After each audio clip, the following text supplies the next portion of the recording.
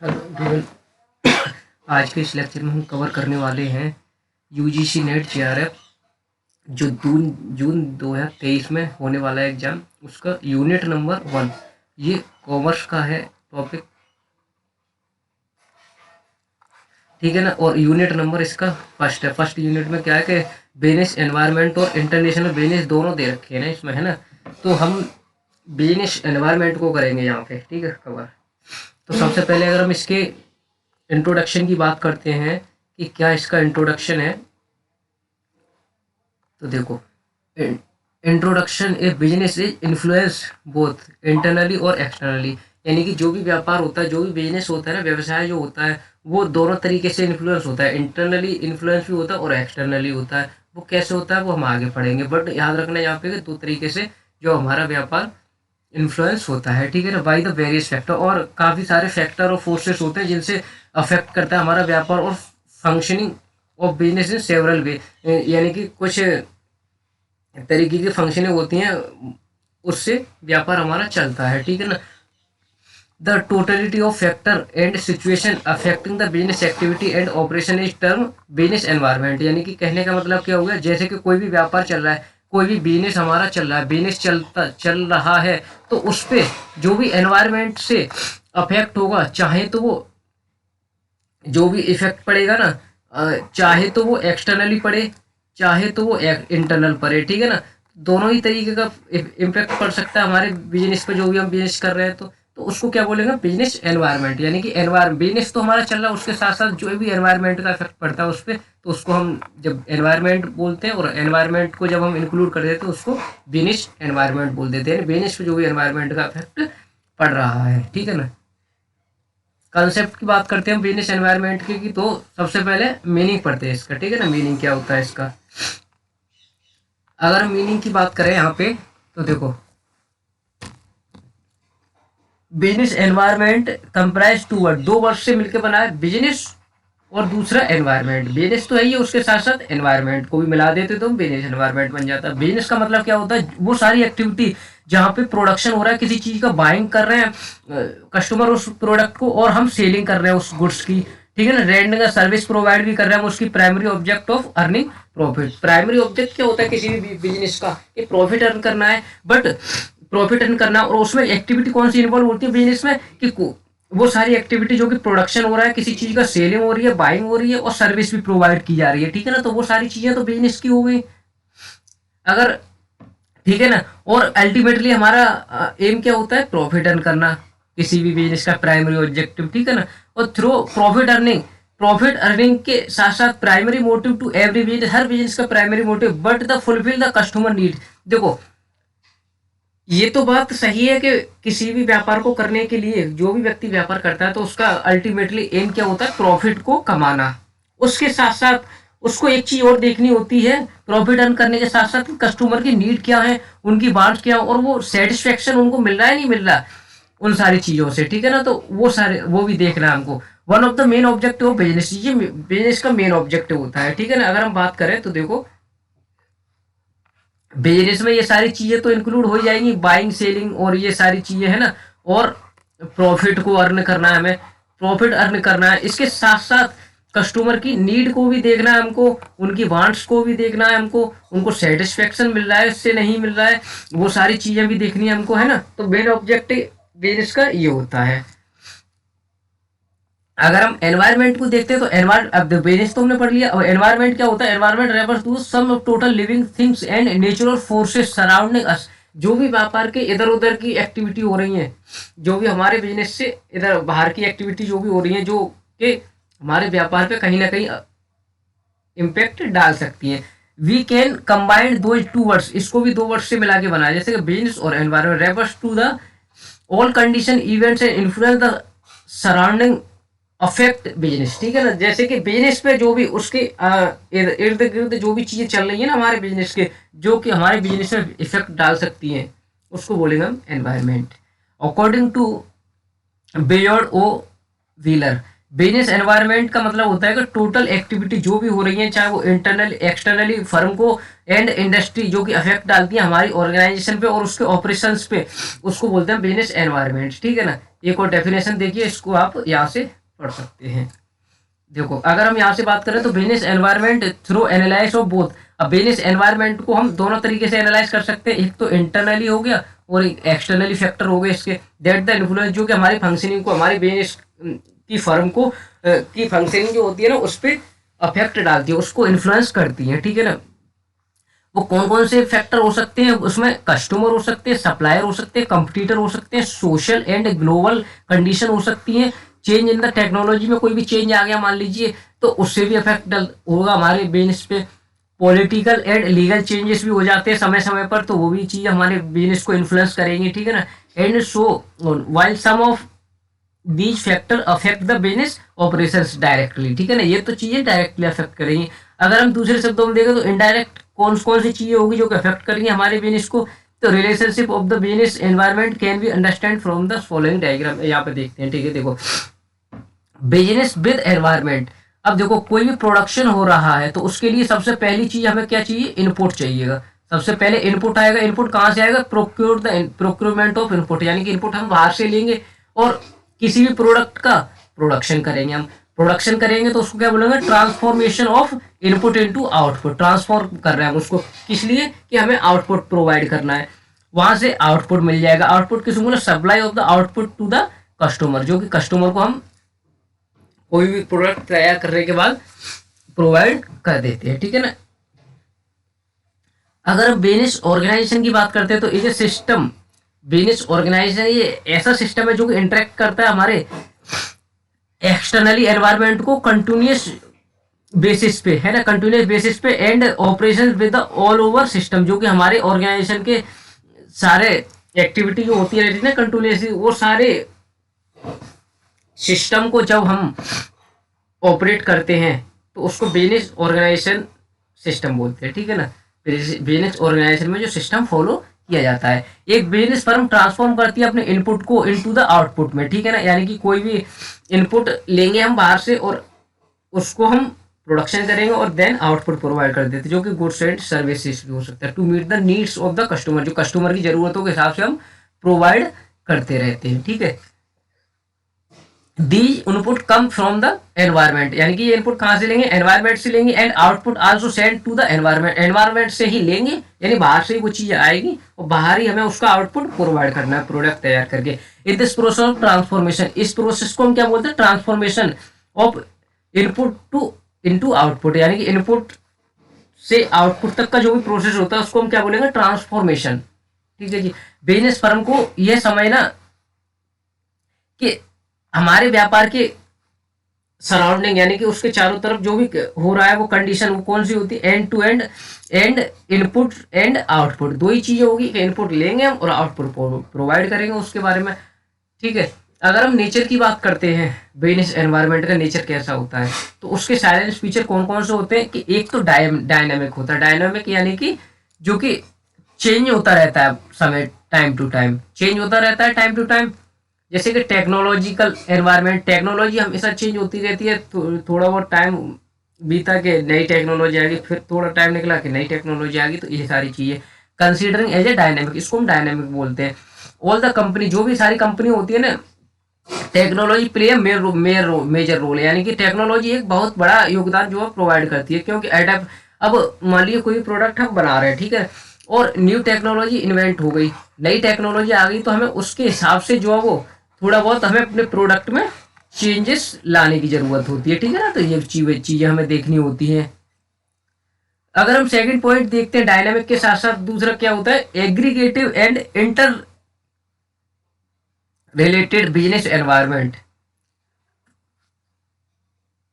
Is the totally off all the forces and factor, both external और internal. इसमें external और internal दोनों ही forces आ जाएंगे एग्रीगेट एंड इंटर रिलेटेड में, which have influence the, जो कि हमारी वर्किंग को, हमारी डिसीजन मेकिंग को इन्फ्लुएंस करती है। ठीक है ना। डिफरेंस फैक्टर और element of the business environment के जो डिफरेंस होते हैं आर इंटर रिलेटेड, जो कि होते तो डिफरेंस है बट वो एक दूसरे से कहीं ना कहीं लिंक होते हैं, ठीक है ना। A change one of the factor affect the other element as well as. अब जैसे कि मान लीजिए एक फैक्टर में किसी में चेंज हुआ, एक फैक्टर में चेंज हुआ, तो उससे कहीं ना कहीं दूसरे भी चीज पे चेंज देखने को मिल जाएगा, ठीक है ना। तो कहीं ना कहीं ये क्या है, एक दूसरे से आपस में लिंकेज की तरह है, ठीक है ना, ये लिंक्ड है आपस में। एग्जाम्पल के लिए हम ले एग्जाम्पल के लिए लेके चले हम कि change in economic condition. Economic condition अगर चेंज होती है तो उससे क्या इन्फ्लुएंस, क्या इफेक्ट पड़ेगा, हमारे नॉन इकोनॉमिक एनवायरमेंट पे भी इफेक्ट पड़ेगा, ठीक है ना। कैन भी इन्फ्लुएंस, वो हमारी नॉन इकोनॉमिक एनवायरमेंट पे भी इम्पैक्ट डाल सकते हैं, ठीक है। उसके साथ साथ तीसरा क्या है, unpredictable business environment is unpredictable, यानी कि बिजनेस एनवायरनमेंट को हम प्रेडिक्ट नहीं कर पा रहे हैं, तो क्या वो, जो कि it is difficult for the business firm, ये बिजनेस फर्म के लिए डिफिकल्ट है, क्योंकि to predict and forecast the future event और happening to the environment is highly volatile and change every fast, यानी कि बहुत जल्दी जल्दी एनवायरनमेंट क्या है हमारा चेंज होता जा रहा है, तो उसको भी जो प्रेडिक्ट करेंगे हम फ्यूचर में कि आगे हमें क्या करना है क्या नहीं करना है, तो उसको भी तो हम प्रेडिक्ट करके चलते हैं ना थोड़ा बहुत। तो बिजनेस फर्म को level is uncertainty and risk gone up to be target to be great extend, यानी कि बिजनेस एनवायरनमेंट को हम अगर देखें तो वो अनप्रेडिक्टेबल है कि थोड़ा बहुत तो फोरकास्ट कर सकते हैं, बट हम पूरा फोरकास्ट थोड़ी कर सकते हैं कि क्या होने वाला है भविष्य में, ठीक है ना, उन चीजों की बात हो रही है। दूसरा अगर फोर्थ पॉइंट अब पढ़ते हैं तो relative concept another important feature of business environment is the relative in nature, जो कि नेचर से रिलेटेड होते हैं ना। Various from place to place हो सकते, रीजन टू रीजन हो सकता है वो हमारा फीचर, कंट्री टू कंट्री भी हो सकता है। जैसे एग्जांपल के लिए अगर पॉलिटिकल सिस्टम इंडिया का क्विट डिफरेंस है चाइना से, यूएसए से और यूके से, बिल्कुल डिफरेंस है ना, बिल्कुल डिफरेंट है दोनों दोनों ही जगह के। अगर हम पॉलिटिकल सिस्टम की बात करेंगे तो ये क्या बोलता है हमारा relatively concept another important feature of business, ठीक है। अगर हम फिफ्थ पॉइंट में आते हैं तो composite and total approach, business environment की कंपोजिट और टोटल अप्रोच में क्या है, consist of all the factor, जैसे कि एक्सटर्नली और इंटरनली हम बार बार पढ़ते आ रहे हैं कि फर्म प्रोवाइड करती है broad framework within the business firm operation, यानी कि जैसे बिजनेस फर्म में जो भी कामकाज हो रहा है ना, उन सारी चीजों पे एक्सटर्नली इंटरनली यानी कि बहुत बड़े पैमाने पर हमको जो वो देखने को मिलता है हमारे ऑपरेशन में, है ना, कि ये चीजें भी इन्फ्लुएंस डाल सकती हैं। अब उसके बाद अगर हम पढ़े तो determination of new opportunity to gain first mover advantage. First mover advantage क्या होते हैं वो पढ़ लेते हैं हम यहाँ पे। देखो, प्रॉपर मॉनिटरिंग करेंगे हम अगर एनवायरनमेंट में क्या क्या चेंजेस आ रहे हैं, प्रॉपर अगर हम किसी भी चीज की मॉनिटरिंग करेंगे ना कि क्या क्या एनवायरनमेंट में चेंज हो रहा है, तो वो हेल्प किस चीज के लिए करेगा कि हमारे बिजनेस की नई अपॉर्चुनिटी क्या है और एडवांटेज भी उठा सकते हैं हम उस चीज से, है ना। बिफोर देयर कंपटीटर से पहले हम स्ट्रेटेजी समझ सकते हैं कि हाँ आगे क्या चीज आने वाली है, इन्वेंट होने वाली है। Tata was the first company, Tata जो फर्स्ट पहली ऐसी कंपनी थी जिसने रियलाइज किया था कस्टमर को कि उनको नीड है लो कॉस्ट की with the could replace the two wheeler की जगह उनको लो कॉस्ट कार की जरूरत है। टाटा ने ये रियलाइज किया, तो ये क्या हो गया, मॉनिटरिंग कर ली उन्होंने एनवायरमेंटल चेंजेस की कि आगे ये चेंजेस होने वाला है, नई अपॉर्चुनिटी ले ली उन्होंने एक तरीके से, ठीक है ना। तो ये इस चीज की बात हो रही है। अच्छा, it gain first mover advantage, first mover advantage ले जाए इन्होंने क्योंकि इनसे पहले किसी ने ये चीज नहीं सोची थी, किसी भी और कंपनी ने नहीं सोची थी ये चीज, तो इसलिए it make the firm aware potential threats क्या होते हैं, थ्रेट्स यानी कि जो भी एडवर्स इफेक्ट डालते हैं हमारे बिजनेस पे, है ना, कमजोरियां बोल सकते हैं। In business activities environment scanning and awareness provide the opportunity. देखो, एनवायरमेंट की हम स्कैनिंग करते रहेंगे तो हमें उनकी खामियां पता चलती जाएंगी, है ना, और उसके बारे में अवेयर होते जाएंगे कि अपॉर्चुनिटी क्या है नहीं हमारे बिजनेस फर्म के लिए, टू टेक अर्ली एक्शन, और हम जल्दी से जल्दी एक्शन ले सकते हैं और लोगों से जल्दी एक्शन ले सकते हैं और कंपनियों से जल्दी एक्शन ले सकते हैं और मिनिमाइज कर सकते हैं उनके एडवर्स इफेक्ट को, कि जो मान लीजिए गलत इम्पैक्ट पड़ रहा है हमारी कंपनी पे या बिजनेस पे, तो उसको हम मिनिमाइज कर सकें। उसके बाद identification of strength and weakness, strength क्या है हमारी, उस चीज को भी देखना कि हमारे पॉजिटिव इंपैक्ट क्या है, हमारी वीकनेस क्या है। अगर हम उसको आइडेंटिफाई कर लेंगे तो उसको दूर भी कर लेंगे, ठीक है ना। Environmental scanning also help the business environment to identify the internal strength, यानी कि बिजनेस एनवायरमेंटल स्कैनिंग जो होता है ना, वो बिजनेस फर्म जो होती है हमारी, उसको ये भी आइडेंटिफाई करा देता है कि इंटरनल स्ट्रेंथ क्या है उनकी, यानी कि उनकी पॉजिटिव चीजें क्या है और उनकी वीकनेस भी क्या है, ठीक है ना। In respect to changing technology का एनवायरमेंट है ग्लोबल डेवलपमेंट, जो भी डेवलपमेंट हो रहा है टेक्नोलॉजी में चेंज हो रहा है ना, उसकी वजह से हमारी पॉजिटिव चीजें क्या निकल के आ रही हैं, तो उनको हम फॉलो करेंगे। वीकनेस क्या है उनको हम मिनिमाइज करते जाएंगे, ठीक है ना। और ये हेल्प करता है स्ट्रेटजी फॉर्मुलेशन, जब हम स्ट्रेटजी बनाते हैं किसी भी बिजनेस की तो उसमें भी ये हेल्प हेल्प करता है, ठीक है ना। Business environment, business environment provide करता है relevant information about both externally और internally environment of an organisation, that help करता है ये हमारी फर्म को in the formulation of long term plan and strategy. मान लीजिए कोई भी टेक्नोलॉजी में ऐसा चेंज आया कि हमको लगता है कि हाँ ये प्रोडक्ट हमारा आगे तक चलने वाला है, तो हम क्या करेंगे कि आने वाली 2 साल या 3 साल या 5 साल तक के लिए हम एक ऐसा प्लान बनाएंगे, एक ऐसा प्लान बनाएंगे जो कि हम आगे उसको फॉलो करेंगे और वो प्रोडक्ट हम मार्केट में लॉन्च कर देंगे, है ना। तो लॉन्ग टर्म प्लान बना लेंगे कि आगे हम स्ट्रेटजी ये फॉलो करने वाले हैं, ठीक है ना। तो इसलिए फिफ्थ पॉइंट में अगर हम पढ़े तो प्रोवाइड डायरेक्शन फॉर ग्रोथ। देखो, अगर हमको यही पता चल गया एनवायरमेंटल स्कैनिंग से या एनवायरमेंट को एनालाइज करने से कि हमारी ग्रोथ कहाँ पे चल रही है या हमारी न्यू एरिया ऑफ ग्रोथ क्या है, तो उससे हमारी बिजनेस फर्म को एक्सपेंड करना भी आसान रह जाएगा, है ना। कि मान लीजिए अगर हमें पता चलेगा कि नई एरिया कहाँ पे हमें ग्रोथ कर सकते हैं, तो हम उसको एक्सपेंड कर लेंगे, अपनी बिजनेस फर्म को यूटिलाइज कर लेंगे हम अपने इंटरनली रिसोर्सेज को, और इनेबल करेंगे हमारी फर्म जो है वो एक्सपेंड कर सकती है, एक्सपेंशन कर सकती है और ग्रोथ भी कर सकती है इससे, है ना। डायरेक्शन हमें मिल जाएगी कि हाँ ग्रोथ की स्टेज में हम जा रहे हैं तो नए एरिया में भी घुस जाए। 6 पॉइंट को अगर हम पढ़ते हैं तो help in focusing on customer changing needs. अब मान लीजिए समय के अनुसार कस्टमर्स की नीड चेंज होती आ रही है, जैसे कि पहले क्या था, पहले विंडो फोन चल रहे थे, विंडो फोन से कस्टमर ने शिफ्ट कहाँ पे कर दिया, कस्टमर शिफ्ट हो गए कहाँ पे, एंड्रॉयड फोन पे।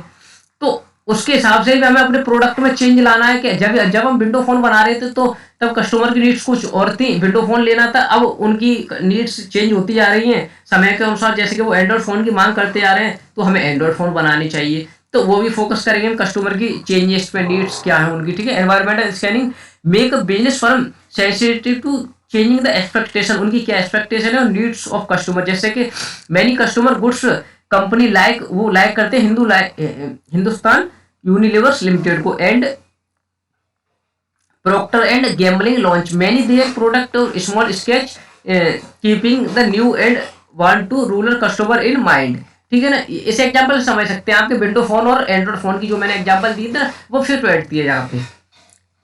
7th पॉइंट को अगर हम पढ़ते हैं help in improving public image, public image में भी हेल्प करेगा कैसे, कि स्टडी करेंगे हम एनवायरमेंटल फैक्टर की हेल्प करेगा बिजनेस फर्म को इम्प्रूव करने में हमारी इमेज को मार्केट में, कि एक business firm become more sensitive to environmental changes and respond according to changing the need of customer, customer की नीड चेंज होती जा रही है, उस हिसाब से हमारी बिजनेस फर्म में भी चेंजेस देखने को मिल रहे हैं, हम इम्प्रूव कर रहे हैं उसके हिसाब से, टेक्नोलॉजी का चेंज हो रहा है तो उसके हिसाब से भी हम इम्प्रूव कर रहे हैं, कस्टमर की के जो मांग हमारे जो है वो चेंज हो रही है तो उसके हिसाब से भी हम अपने बिजनेस में कुछ ना कुछ चेंजेस कर रहे हैं। तो उससे क्या है, हमारी कंपनी की, हमारी बिजनेस फर्म की जो पब्लिक में एक इमेज अच्छी क्रिएट हो जाएगी उससे, है ना।